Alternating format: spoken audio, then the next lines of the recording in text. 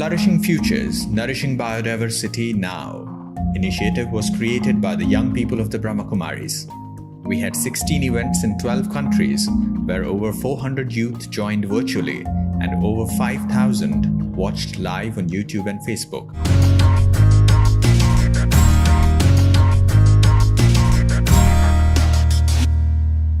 Hello everyone, a very, very warm welcome to each and everyone that is joining us today in this beautiful opportunity of life to celebrate together the World Environment Day 2020. So happy day to you all. My name is Maria Paula Sorbera.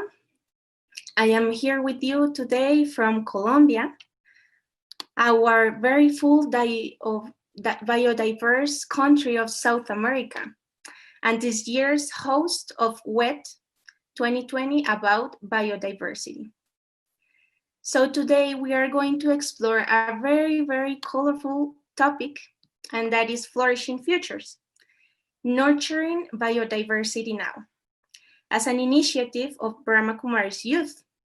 In a moment, we are going to go further in this aspect. So let me give now a very hearty welcome to our speakers. So first, we're going to have Martin Frick. So welcome, Martin. He is the Senior Director, Policy and Program Coordination of the UNFCCC. We have Jyoti Marthur Philip. She is the Director, Implementation Support Division, UN Convention on Biological Diversity.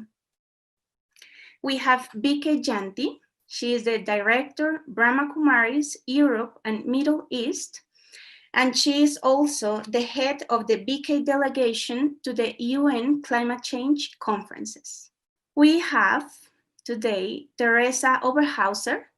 She is the focal point of the UNEP MGCY, that is Major Group for Children and Youth. So welcome everyone. But before we start with our speakers, we want to have you to enjoy this little game. So please choose, and according to these Flourishing Futures, we want you to choose one specific aspect of nature. It can be flora or fauna that you identify with. How does it relate to your personality?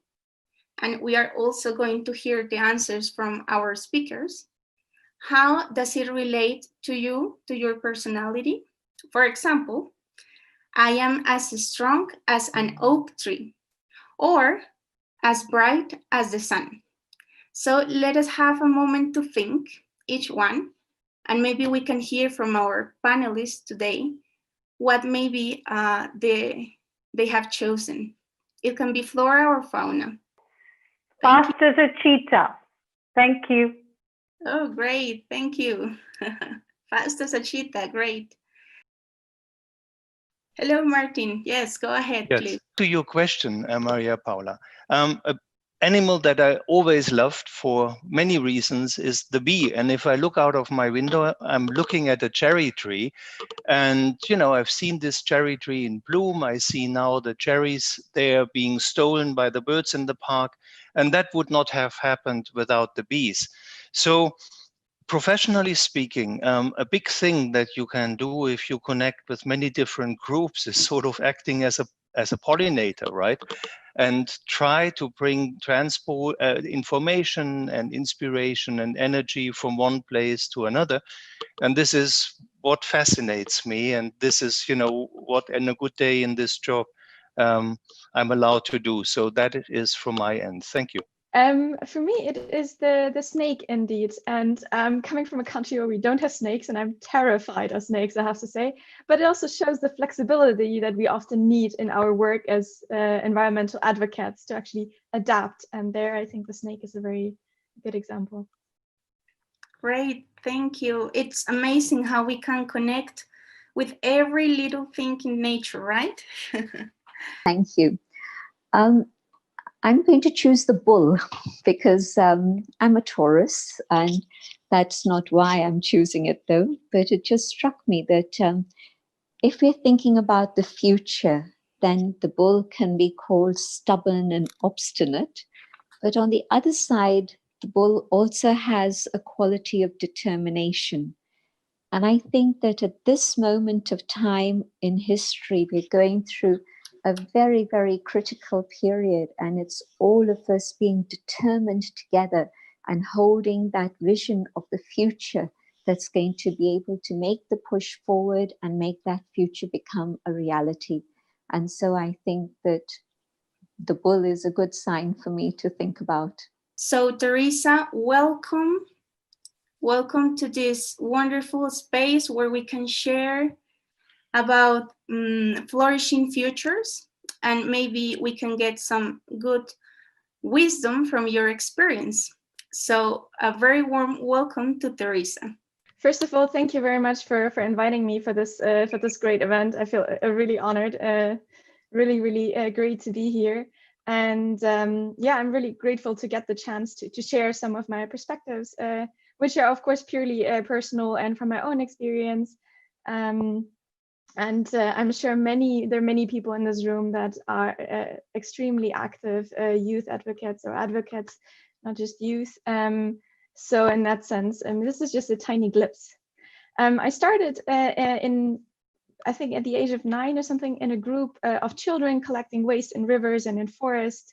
And if I look at the members of United Nations Environmental Programme, Major Group for Children and Youth, today I see that there are so many young people who are actually active at a way earlier age and that are really great. Just to give you a little bit of an insight as what we do there, United Nations Environmental Programme Major Group for Children and Youth is like the official engagement platform for children and youth towards United Nations Environmental Programme and in general environmental governance. And I think if we look at the struggle of nature conservation, of biodiversity, and of climate issues, we often tend to put all our efforts in there and all our strengths and everything we have. But what we often, I think, forget is that it is not just a short sprint, sadly. I mean, looking at the IPCC reports, we know we probably have about 8 to 12 years to turn the situation on our planet around. And I mean, this is linked to climate, but I mean, climate very much impacts flora and fauna and also how species are able to live on. So I think in that sense, I really like to think of the idea of activism, of environment and biodiversity activism, to be more like a marathon than like a sprint. And I think, I don't know how many of you have had the chance to prepare for bigger sports things like a marathon or climbing a mountain or those kind of activities. One of the most important things is the preparation for that and basically all the different tools that we need to go through that. And if we look at a marathon runner or a mountain climber, this person really needs nutrition, the right nutrition and that right preparation. That means enough sleep, which I see many environmental activists often stepping back on when there are big conferences. And of course, I think also a support network that we should not keep in mind. I mean, mental health issues are really real within youth environment activism. So I think as we're here today talking about these great topics of actually also bringing ourselves in and using ourselves to put biodiversity further, I think it's very important to talk about these aspects that help us in our way of becoming a better activist, but also using all the strengths and forces, all the great capabilities and possibilities that we have. And that's only possible if we also make sure to stay healthy, have our friends, and unite. I think this is one of the best examples, right? To unite with other like-minded people all over the world, to support each other. Also in the backlashes when there's a law passed that is again shrinking the ecosystems in our country, but it's also supporting each other whenever there are any negative backlashes. And further on, I think for the motivation as well, it's really important to have this personal character and the possibility to actually go forward together. And of course, I mean, we've heard it from Sister Shanti. The strength of a bull is something that I really love as a picture, because I think all of you that are here really realize how strong we have to be, how we have to push forward ourselves. And many of you obviously also get asked by people around you of how can we become better at what we do? What do we have to do to actually protect the environment and biodiversity? And are we still able to do A? Are we still able to do B? How do we have to change around our entire life?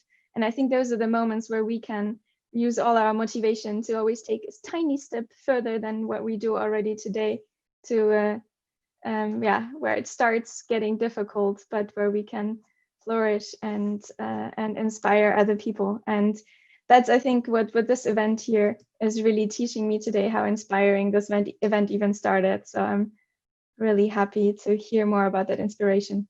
Thank you. Thank you, Teresa. Wonderful experience that you shared with us. So we have to be united with others.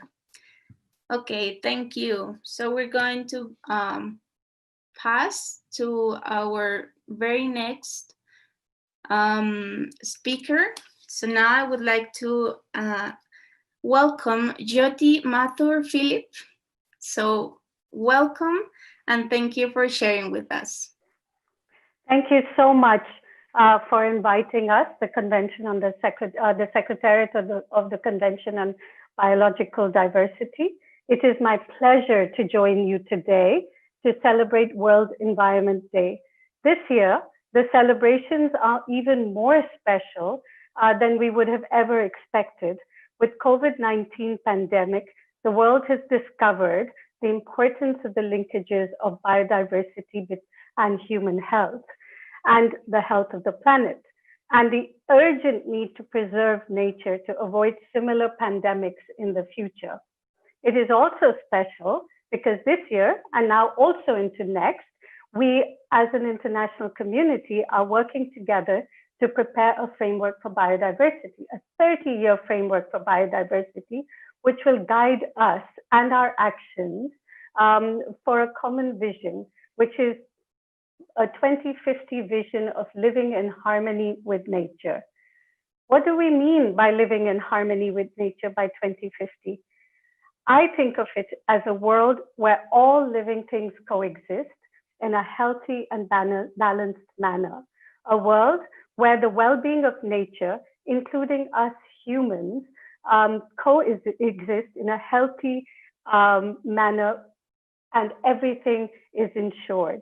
It would mean that greenhouse gas emissions are under control and humans are consuming less than what the earth can regenerate.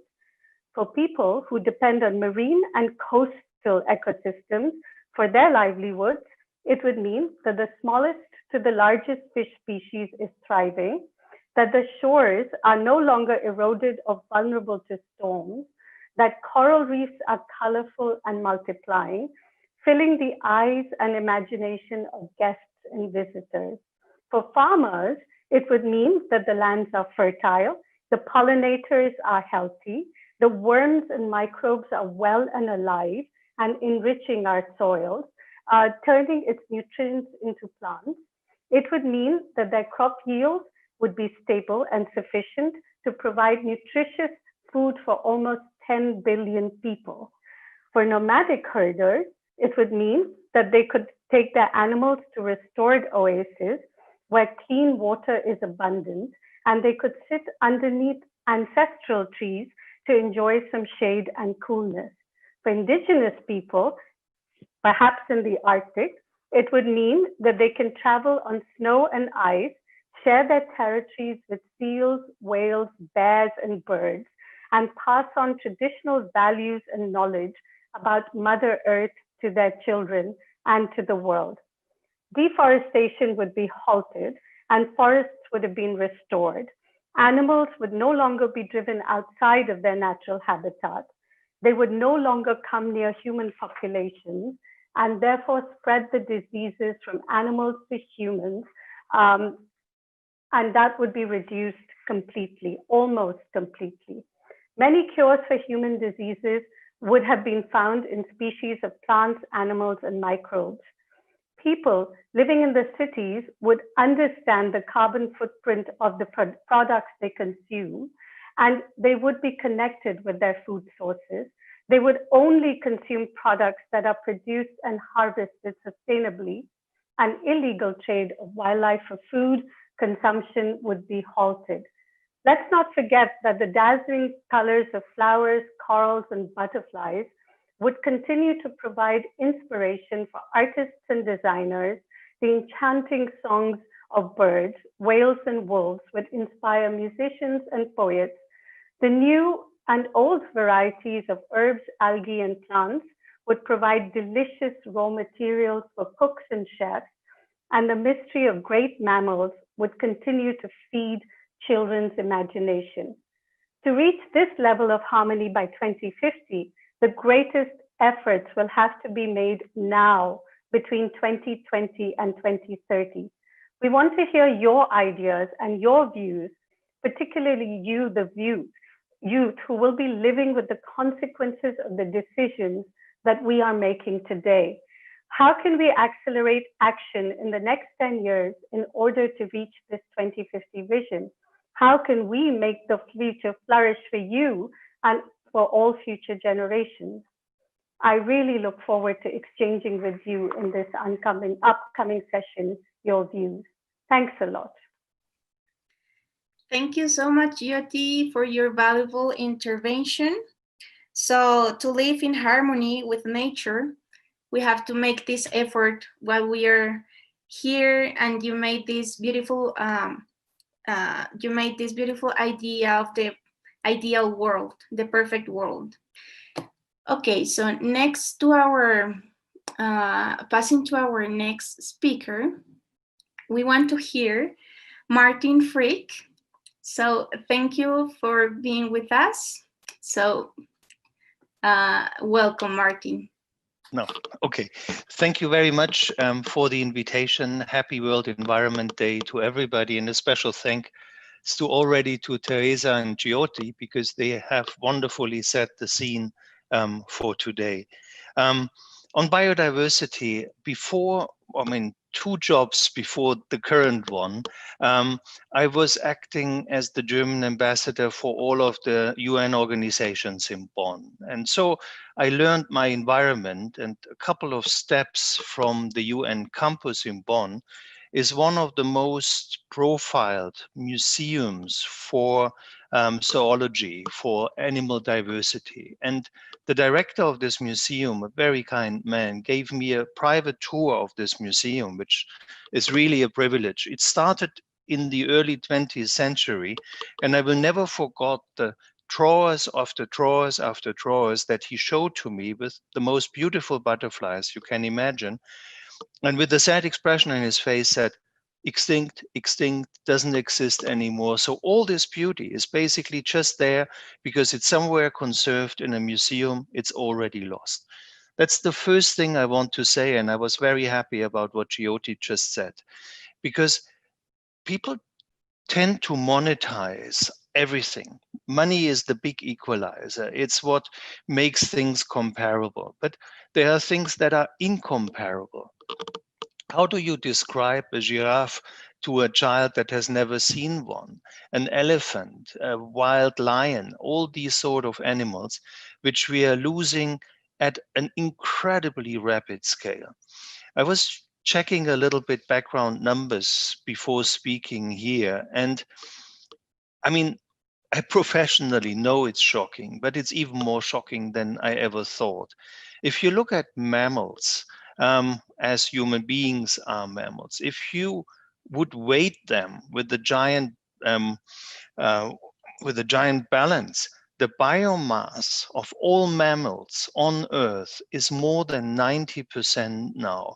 Humans and the animals we are basically eating or using for milk and eggs. No, well, eggs certainly not. It's not mammals, but cows and pigs and humans are now, I think, to 95% the mammal biomass of this planet. obviously there's something going very, very wrong here. And that brings me to a second point. I always find it difficult to speak about one aspect of what I believe is really an interconnected environmental crisis. It's basically the question, how do we as humans live on that beautiful planet which is ours in a way that we can continue to live on this planet? Geologists have already coined this as the age of man, as the Anthropocene, in which the biggest impacting factor on nature is actually human beings. Now, there's an old saying that says, with great power comes great responsibility. And we are reminded in no uncertain terms how big this responsibility is. Because what we did to nature, particularly over the last 30 years, is coming back full circle on us. With climate change, we are getting to a situation where loss of lives and livelihood becomes our daily routines. We are constantly set for the hottest year, month, whatever. The impact on people is horrible. We are destroying habitat for animals worldwide, and we are paying a price for that. Pandemics such as Ebola or the avian flu or swine flu are all zoonotic diseases, and it's the biggest source of new diseases comes from the destruction of the natural habitat of many animals.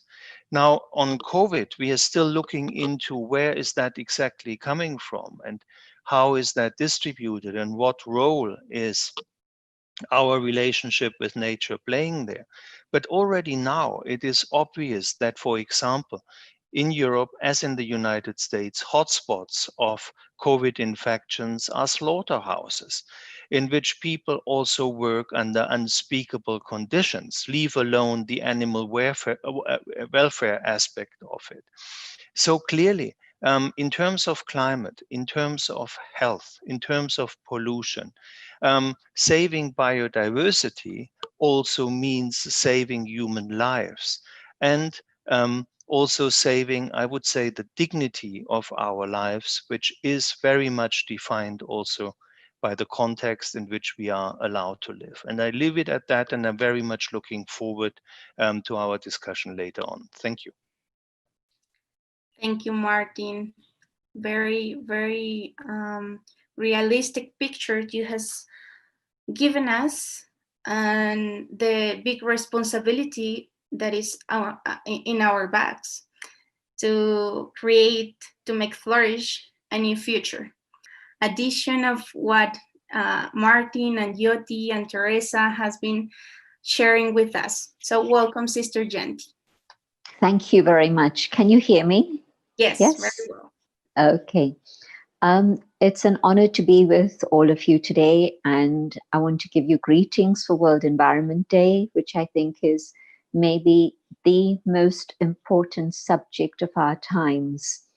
I know that COVID-19 hits the headlines all the time. I know many other factors, the financial story, but yet I do think that when human beings begin to destroy their own home, now this is a very, very serious issue. We heard this beautiful vision of nature in harmony, and also we heard some of the scary stuff of the things that are going on. And what I would like to propose is a spiritual solution, because my own feeling is that there's something wrong with our understanding or awareness of life at the present moment, which has led us to create a situation where money becomes the great equalizer, as Martin said, or we would say money becomes the driving force behind everything. And it's a sad story, but it's reflected in many different ways, and especially in terms of biodiversity, where we haven't recognized the beauty, the goodness, and the sacredness of life. We've forgotten that life is actually sacred. We are here because we were given a life that is sacred. Nature, the earth, is sacred. And so I think it's very important to acknowledge this and respect this. And when we come back to that awareness of what is sacred in life, life itself is sacred, then perhaps we can have a different vision and a different attitude and begin to make a change in our behavior and our lifestyle so that we can put right things that have gone wrong. And yes, indeed, look forward to a future in which everything is in harmony and functions well together. A world in which each aspect is playing its own very sacred individual role. I mean, when I was little, I didn't realize how important bees were. And later on, when I started to study biology, zoology, yes, I could understand that. But today we're in a situation where, for the sake of almond trees, what we're finding is that in some places, I won't mention names at the moment, growing almonds is more important than the life of the pollinators. And of course, the almond trees are not going to exist if the pollinators don't exist. But at the moment, we are seeing that this is the crisis that's going on in certain parts of the world. So my own feeling is that trying to patch up little things here and there maybe works, maybe doesn't work. And certainly all the things that we've been trying in the 20th century have added to our problems. They haven't been able to solve our problems. And I think it's because we're again looking for answers outside. And I think we have to go in a different direction to find answers. And the direction I'm suggesting is to be able to go inwards, inside. And when I go inwards, then I realize that there is a sacred space within my own inner world in which I do have the wisdom to know what it is I need to do in terms of my behavior outside. I'd like to begin with respect, because I see that as being a very fundamental factor in our life. Parents often tell their children that, oh, you don't know what is respect. When I was a child, I was taught about respect and how to respect my elders. But I'm talking about respect in terms of, yes, human relations, that's absolutely vital, but also respect in terms of other forms of life, all the different species that this beautiful planet of ours is also home for. You know, when we were told that human beings are trustees, are stewards of the earth, that carries a responsibility. And that responsibility means that we are told we have to take care, we have to look after the other species, because we have the power and the possibility of annihilation of all the different species, including our own.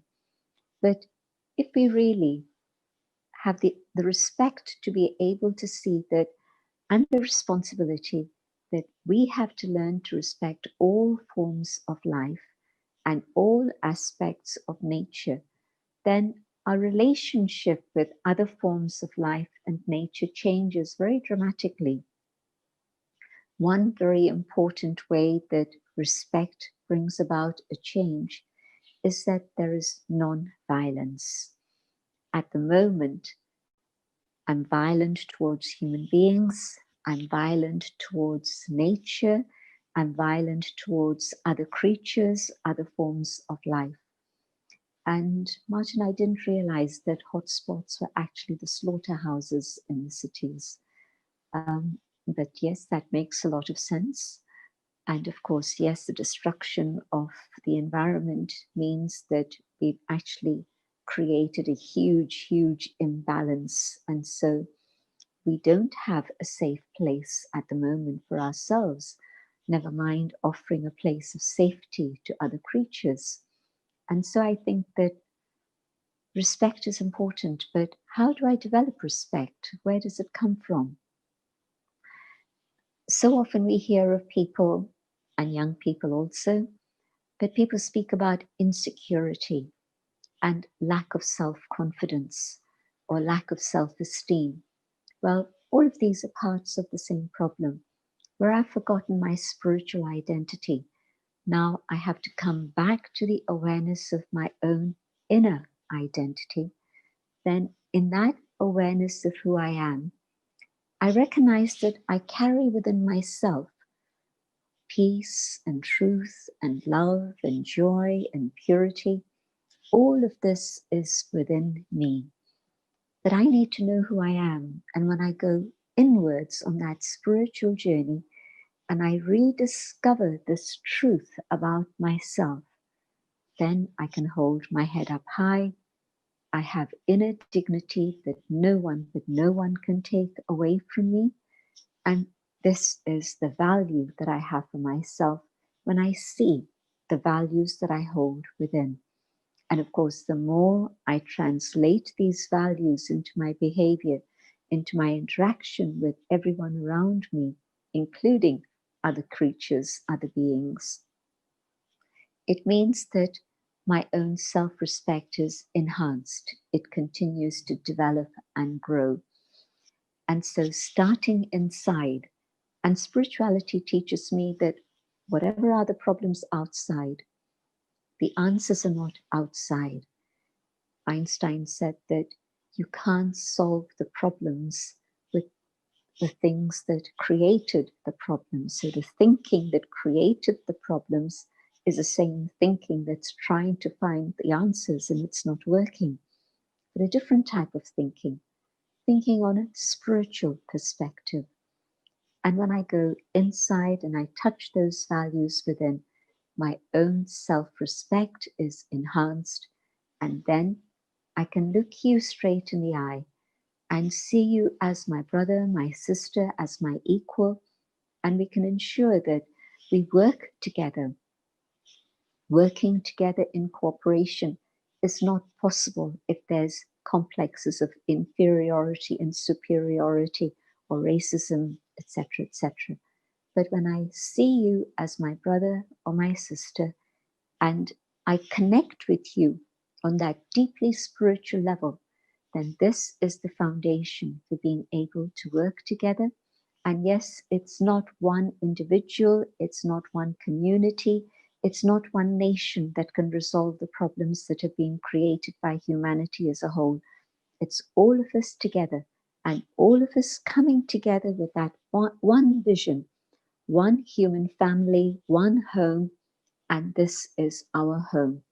The planet that was visible to the NASA astronauts from outer space, they saw this beautiful blue pearl floating in the sea, this cosmos of darkness, and that was planet Earth. It was an image that changed our vision towards the world and towards each other. We share a world which is actually without any boundaries. Boundaries are being created artificially. But to come back to that awareness of one family and one world, and to be able to ensure that we create the right conditions for a flourishing future, I think respect is the underlying factor. And that, of course, leads to non-violence. And if we have non-violence and respect, then that can lead to cooperation.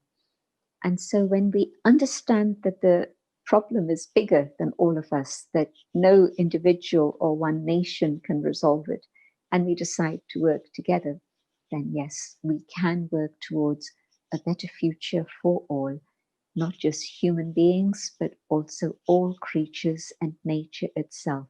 So that is the vision that I hold, and the determination of a Taurian is we're going to get there, definitely. Thank you. Om Shanti, a greeting of peace to all my sisters and my brothers. Great, thank you, Sister Janti. Very valuable thoughts and seeds that you have given us.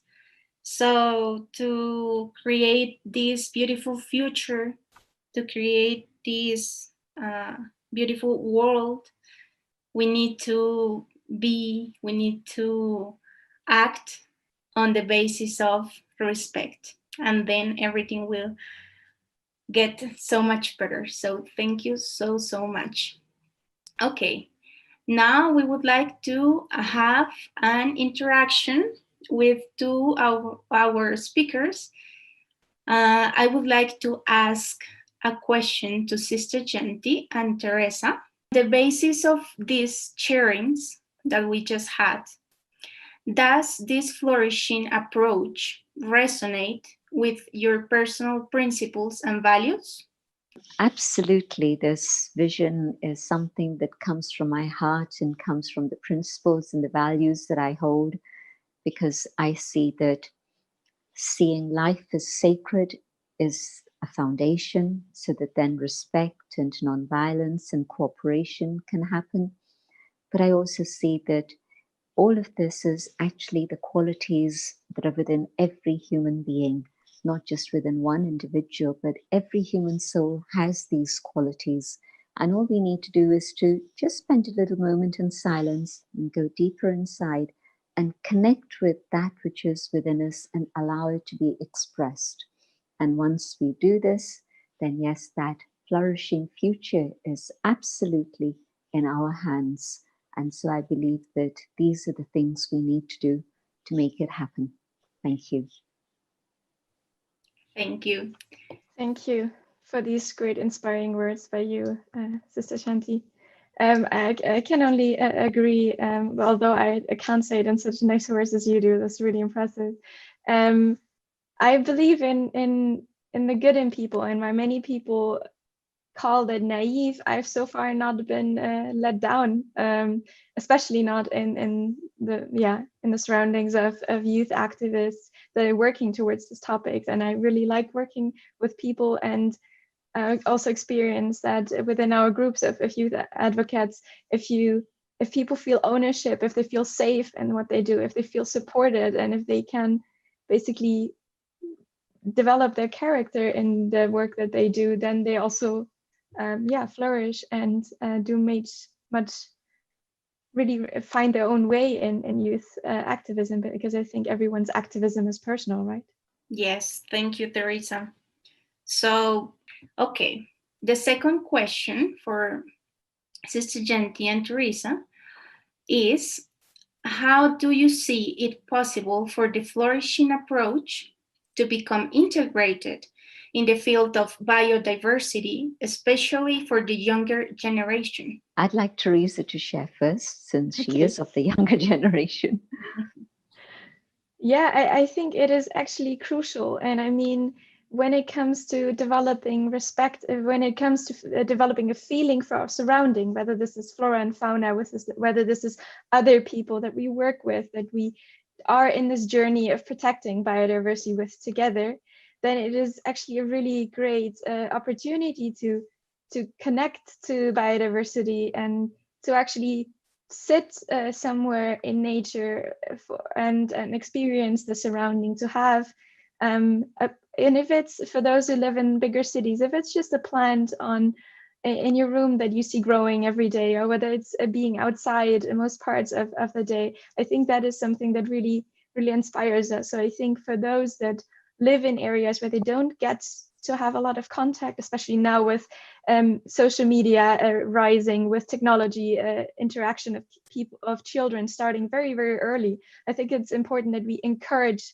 that kind of connection to plants and to animals, so that children actually experience that, because also that food is not simply on the table, but that this kind of our role in an ecosystem and how fragile ecosystems can be. And I think that's very inspiring, and also basically develops the ownership that we feel for our surrounding, and our motivation to actually work as advocates and to conserve the biodiversity.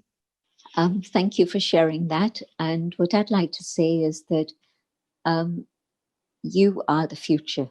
It is the young people who hold the future in their hands.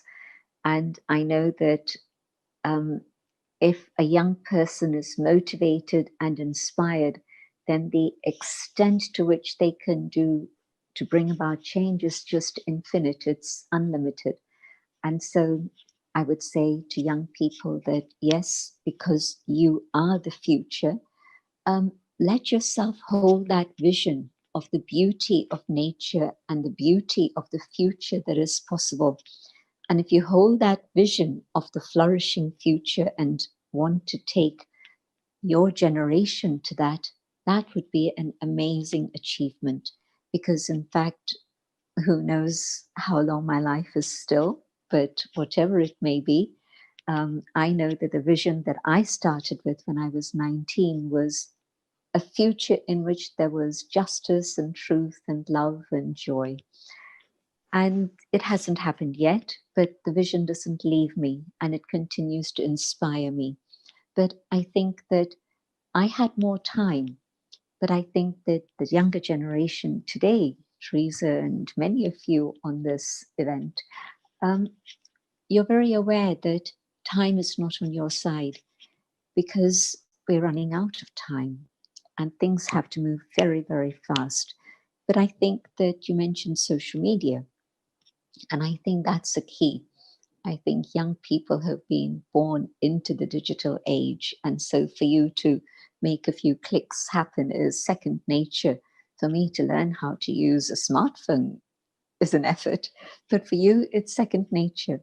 And so using social media to the best possible advantage to inspire others, to bring about a transformation within themselves. When we think about activism, we think about speeches and waving banners and demonstrations. I'd like to invite you to think about the activism that happens inside, activating my own inner awareness so that there's a transformation in the vision that I have, so that I hold that beautiful, flourishing future in front of me. And I'm willing to give my energy, my time, my motivation, my passion to make such a world happen. And I think it will happen. Thank you. Thank you, both of you. Such a beautiful thought for us young people and everyone that is listening to us. So we can connect biodiversity through our inner activism. And through that, when we can inspire from our own values, then we can go to social media and have an conscious activism. And I think that's the way we all can start changing our world. So thank you so much. A little question from the audience. So how can silence and reflection contribute in cleaning and making ecosystem healthy again? Firstly, I think silence and reflection gives me an opportunity to do a massive clean out in here. And if my thoughts, my feelings, my emotions, my conscience, my personality is filled with that purity and goodness which it used to have, if I come back to that original state, then what I'm going to do outside will be a reflection of this, so that then what I'm doing out there is actually a big, big cleanup and a transformation in what's happening in the world around me. And so I think that in a very practical way, I'll be able to understand how to put right the damage that I've caused to the planet if I have stillness and cleanliness and purity inside. But the second thing is that vibrations work. You've heard of the experiments with plants in which you can send good vibrations to plants and give your plants love and they'll flourish, literally flourish. And another person, they don't give it that same attention to their plant and they look at this poor little plant and say, well, how come this isn't growing? And I see that yours is growing so well. It was vibrations. One was fed the nourishment of loving vibrations and the other one was deprived. So our vibrations have an impact on the atmosphere, they have an impact on nature, they have an impact on animals. And so if every day we were to devote just 5 minutes, I'm not asking for 10, or maybe even 3 minutes, but maybe 5, just sending out your vibrations and thoughts of love and purity to the whole of this amazing planet, our home, those vibrations will begin to shift many different energies and we'll be able to come together. And I believe that once we reach a point of critical mass, then it's going to become the norm, because that's what happens with collective consciousness. Once we begin to think in the same way and reach a certain level, then the power of that becomes collective. Everybody begins to think in the same way. And yes, then we're all working with the same goal in our mind and in our actions and life. So I believe that silence and reflection is the way to be able to heal this planet of our home, and also to be able to clean it up so that it returns to its pristine beauty and state. Thank you, Sister Genti. And I make a point that Teresa just made earlier, and I think it was a very honest and a very good point. The one about youth activists basically not sleeping, burning out, understanding how urgent the situation is, and really losing their energy with very best intentions. And it always reminds me in an aircraft, when you get the security instructions, people tell you, before you help other people, put on your own oxygen mask. And that's a very true remark. And I think what Sister Genti just said is basically a part of, forgive me for the strange word, but a part of personal hygiene, to get your energies together, and to make sure that you as a human being are remaining operational, that you have your energy together, and that you also understand that you're part of a big group of committed people. It's not all on your shoulders alone. And I think that's wonderful. And this is why I appreciate participating here, because this perspective is really, really important. If you're low on energy, if you are burned out, you cannot help anyone. And that's for me a key takeaway from this webinar. So it was really deep and useful, all of this we have just heard, to apply in our daily life. And we can use this to empower ourselves, and then we can empower nature. And that's very important. As Martin said, we can just improve our personal hygiene, as he said, and then we can help others. We would like to reflect on how we can move from negativity, from violence, to an uplifting and constructive approach. And that's, I think, we got from the experience of Martin, of Jyoti, of Teresa, of Sister Genti, and construct together a flourishing future. Now let's think of how can we apply this to our work, our daily life. How can we implement this to a new transformation? For my vision of flourishing future, including all forms of life, what is it that stood out most for me from all that I have heard so far? 2. Why is this relevant to me?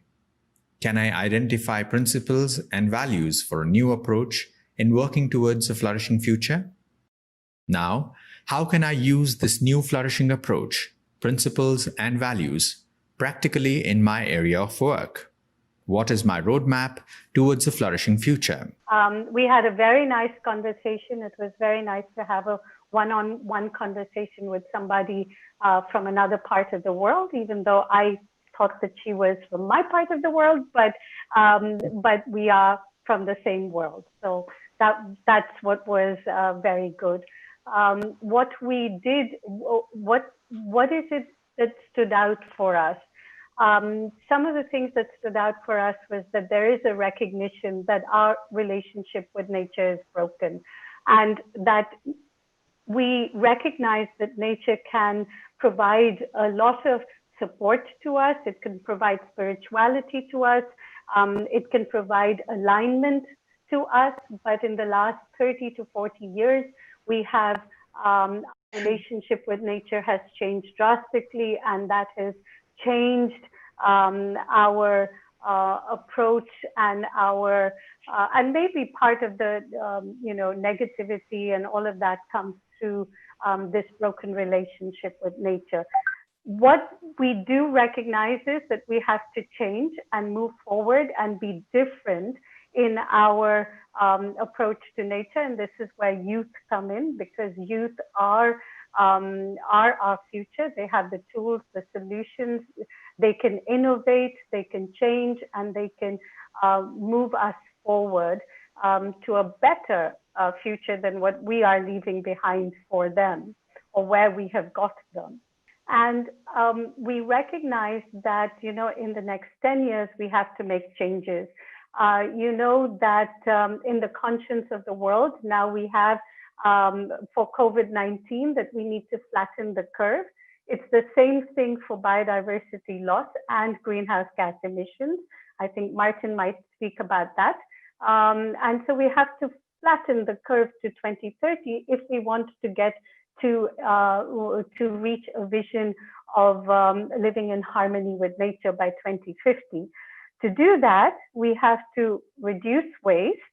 We have to reuse. None of this is new. We've been saying it for 30, 40 years, but we need to really start implementing these as humanity.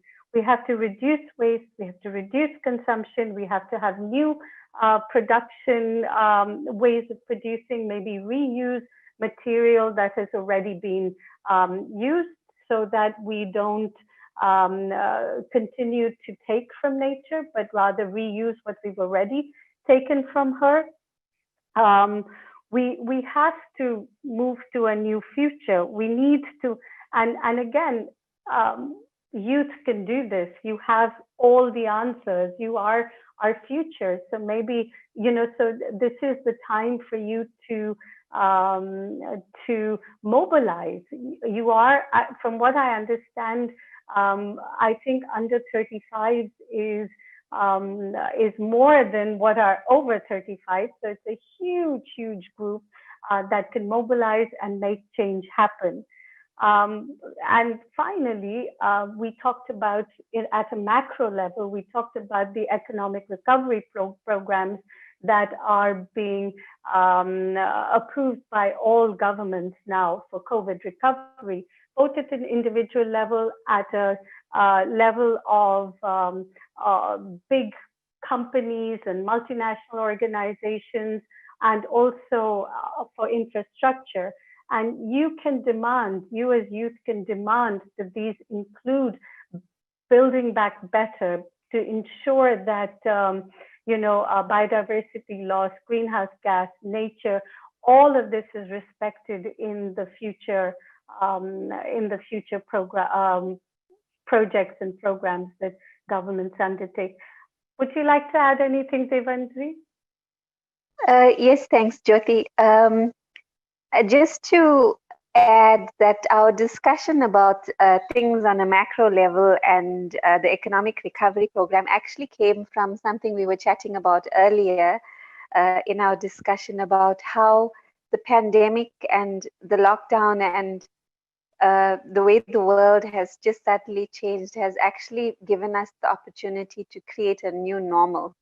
And so my question to Jyoti was, how do you see this new normal being something that can be deeply established in this period of transition, so that when the pandemic is over, we don't revert to the old ways that used to actually destroy biodiversity? And that was when Jyoti was informing me of all of these macro projects, and shared her idea of how this is the ideal time for young people to mobilize and to make those demands, because in the economic recovery programs that are happening around the world, there's margin for influence at this point in time, so that biodiversity can also be incorporated and encompassed in the economic recovery program. Thank you.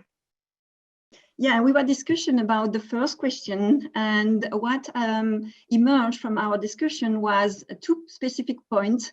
The first is to what we keep from that from the discussion was to carry out a pure vision of a flourishing future, so that we have really an aim for ourselves, and to focus on actions that are relevant, considering that that vision, and considering that it makes sense for ourselves.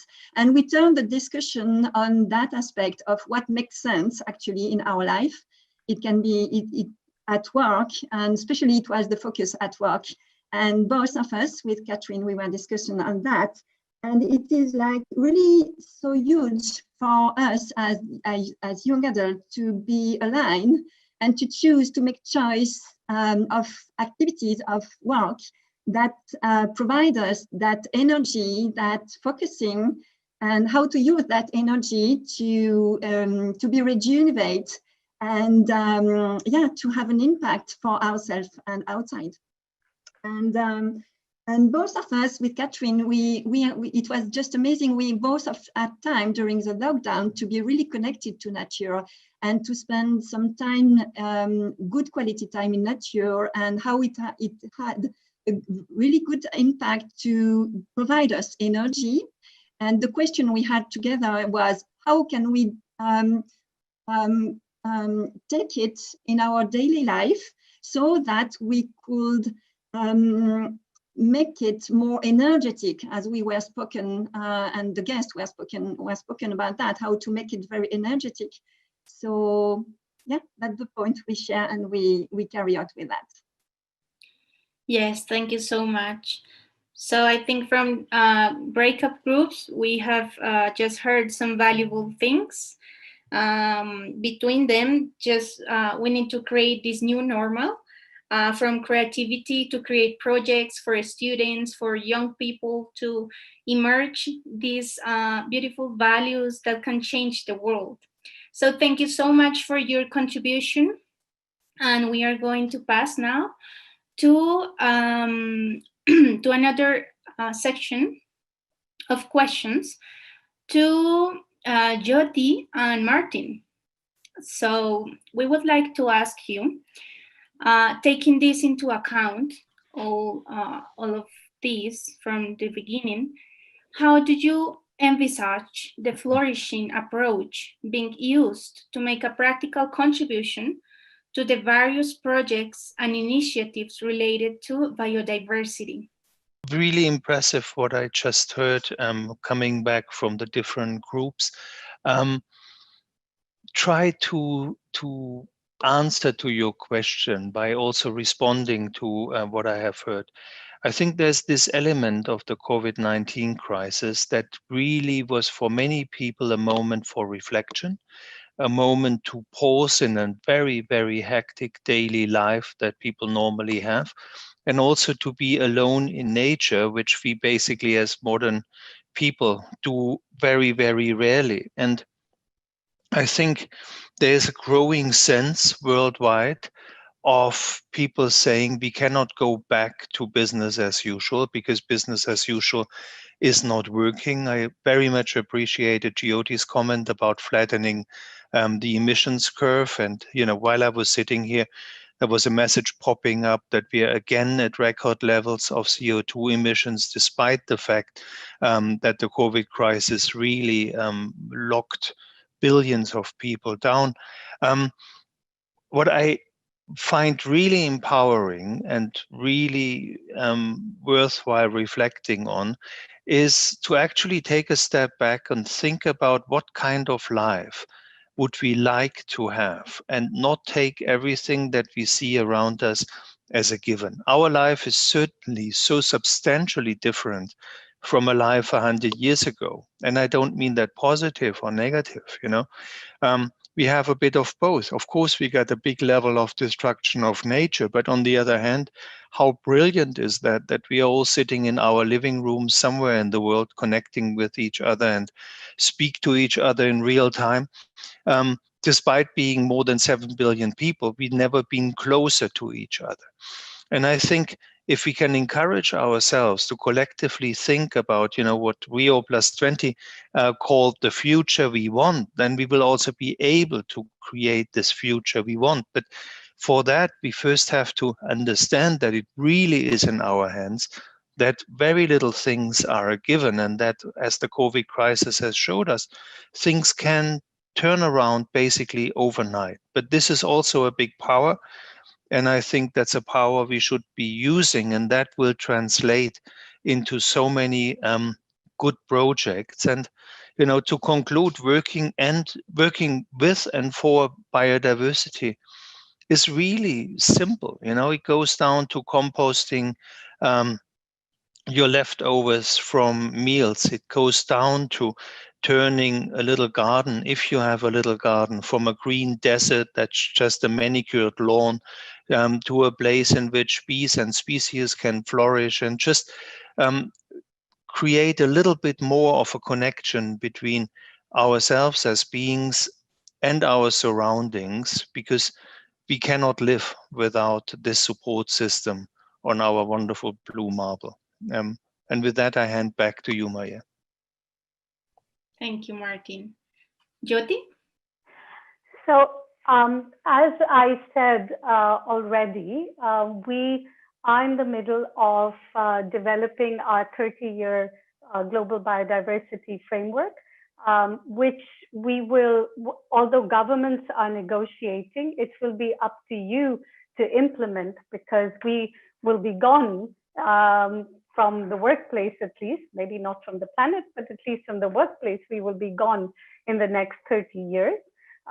So it would be very good if you could use your voices with your governments, with your focal points, biodiversity focal points, which you can find the names of on our website, to try and influence what you want to see in the biodiversity framework. This is the time to do it. So we would be, so I think you can get in touch as chapters in different cities and different countries with the focal points, and try to get your viewpoint across. You can also, organize nature campaigns. You can organize,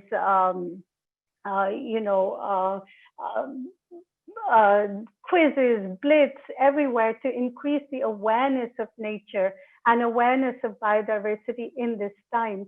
Our Conference of the Parties, which was supposed to negotiate this framework, was supposed to take place in October, but now it is likely to take part in the second half of next year.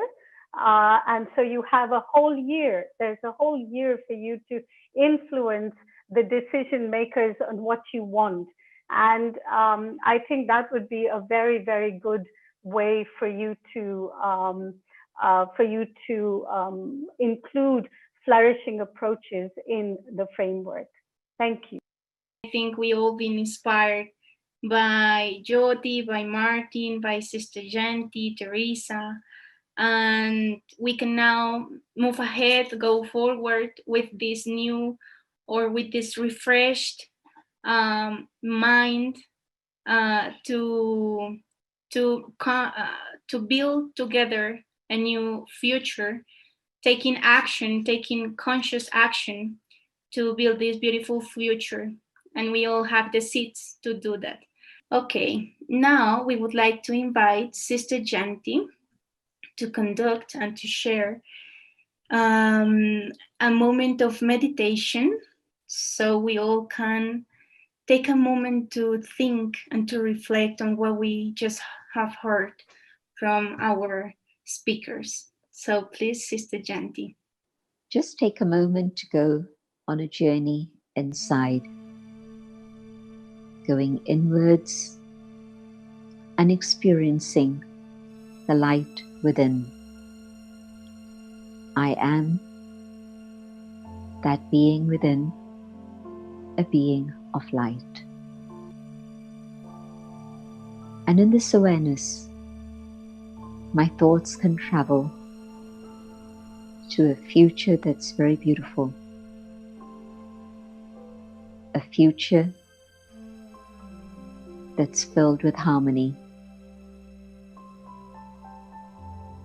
Humans in harmony with themselves. Humans in harmony with each other. Harmony amongst all the myriad forms of life that exist on our planet. Harmony with all the elements, the earth, the water, the fire, the sky, the ether. A world of total harmony, everything in perfect balance. A world of justice, of truth, of joy, of beauty and love.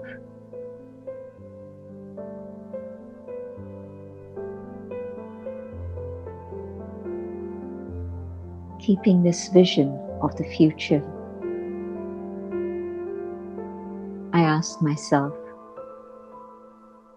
what must I do today? And from deep within, the answer comes, I must be the change that I would like to see happen in the world. And so I am reminded, I need to tap into truth within my own being and express that truth in my life.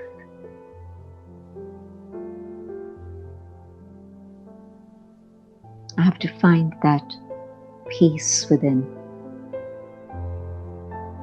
that will allow me to be at peace with myself and everyone and everything that is part of this huge tapestry of beauty on this planet.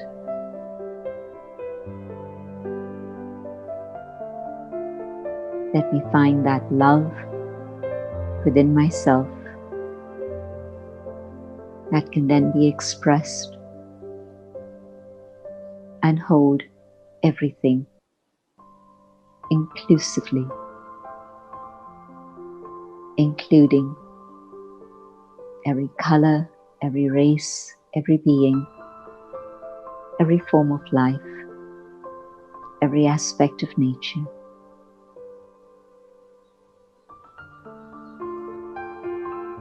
And as I hold that future vision, I now see the steps that I need to take in my life to make that future vision become a reality.